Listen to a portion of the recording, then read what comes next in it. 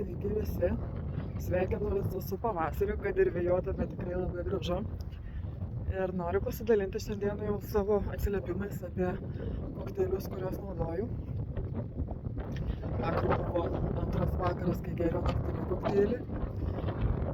Tai nežinau, nuo kurio ar nuo to naktinio iš tikrųjų ar nuo rytinio, kaip kas veikia. Bet man būdavo naktim kaip neramių kojų sindromas kažkas tokio. Tai iš tikrųjų šitas labai sumažėjo ir galima sakyti, iš tikrųjų labai greitai užmigau ir nereikėjo prasivartyti, ieškoti tos vietos kojom pasidėti, kad galėčiau kažkaip įsitaisyti ir užmigti. Toliau, kas pastebėjau, kad mano tie judesiai būdavo kaip ir sukaustyti tokie. Ir mano mažylis mėgsta dažnai pašokti realiai kasdien, tai iš tikrųjų, sakiau, niekada nemokėjau šokti, dabar galbūt jau ir išmoksiu, nes kažkaip atsirado tos ir plastikos ir judesių kažkokių nebesusivaržyta.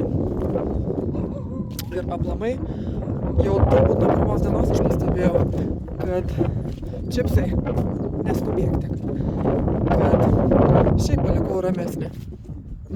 Ir nebereikia nei nervuotis, nei čipsai baig.